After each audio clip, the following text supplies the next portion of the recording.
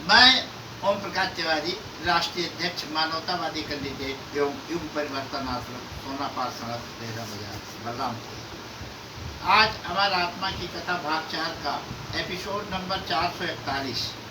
441 में हम ये बताना चाहते हैं कि श्री कृष्ण और हमारी आत्मा दोनों का संस्कार एक है, दोनों एक ही कैटेगरी के हैं। मैंने इस किताब में यही बताया है कि श्री कृष्ण परब्रह्म का अंश है आत्मा, तो ये श्री कृष्ण की ही रहेगी।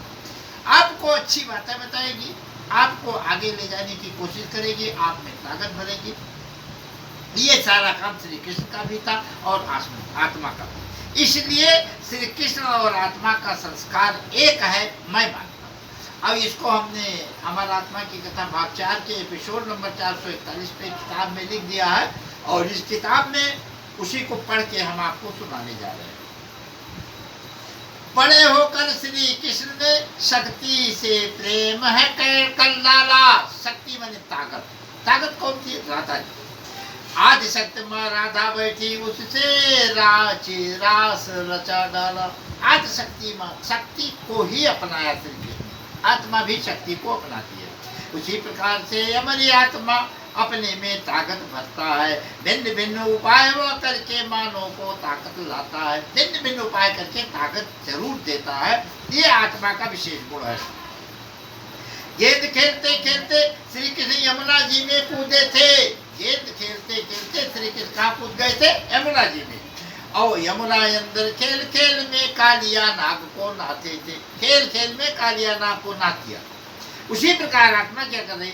पूजा पाठ अच्छे कर्मों से यदि आत्मा सबल हो जाती है और संसार सागर में कूद करके बुराई को नाथ पहनाती है, उसी प्रकार से हमारा आत्मा इस संसार सागर में कूद के सारी बुराइयों को नाथ पहना के इस आत्मा को, इस शरीर को कृतार्थ कर देती है।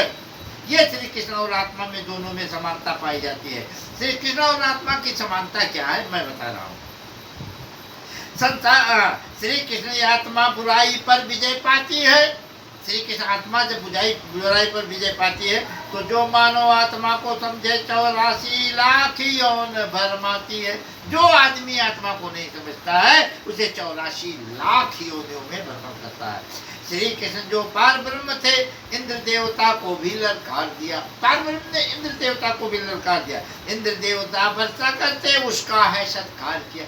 जब वो पानी बरसने लगे उसका भी सत्कार किया। गोवर्धन उठा करके और पानी को गिरा दिया।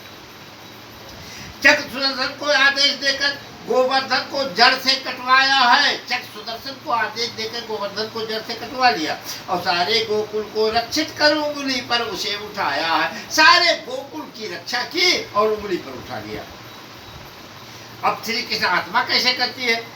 जो आत्मा है आपकी श्री कृष्ण का अंश, वो कैसे करती है? श्री कृष्ण अंश आत्मा सबल होगी, आश्रितों की रक्षा करेगी वह, और देवताओं से भी लड़ जाएगी, पार ब्रह्म से जाकर मिलेगी वह। ये आत्मा आपकी मामूली नहीं है, ये श्री कृष्ण का अंश है और ये देवताओं से भी लड़ जाएगी। प्रकृति को भी ये चैलेंज कर सकते हैं। हमारे कुछ सन्यासी कर चुके हैं, उसे आप जानते हैं। ये शिक्षा मानव को देने के लिए पार ब्रह्म जन्म को लेता है। पार ब्रह्म इसी शिक्षा को देने के लिए जन्म लेता है। मानव का कल्याण करे और सारे पाप को धोता है। मनुष्य का कल्याण करता है और सारे पाप को धो देता है। श्री कृष्ण के आगे की कहानी मैं तुमको समझाती हूँ। आत्मा बोल रही है। और लीलाओं के भंडार थे वह, इसका रहस्य बतलाती हूँ। वो लीलाओं के भंडार थे, तो ये भी लीलाओं का भंडार है, आत्मा भी, इसमें कोई दो राय नहीं। फिर गोपिका को साथ लेकर वो महान नृत्य वह करते हैं। सारे गोकुल में नाच नाच कर सब में प्यार भर देते हैं। सारे गोकुल में नाच नाच के सब में प्यार भर देते हैं। कृष्ण अंश आत्मा उसी प्रकार से माया के साथ नाचती है। श्री कृष्ण आत्मा उसी प्रकार से माया के साथ नाचती है। माया तो गोपिका ही है, उसको इसको वह पूरा जानती है। माया ही गोपिका है, गोपिका ही माया है, इसको जानती है और ये माया के साथ नाचती रहती है आपकी आत्मा। मानव का शरीर गुण सबल पड़े तो उसे इसको जान न पाता है। अगर मानव का शरीर गुण सबल पड़ता है तो इसको नहीं जान पाता, और संसार सागर की लहरों में वो घुमड़ घुमड़ रह जाता है। संसार सागर की लहरों में घुमड़ घुमड़ के पड़ा रहेगा। अगर समझ गया तो पार ब्रह्म में विलीन हो जाएगा। राक्षस बड़े बड़े आए, सबको मार गिराया है।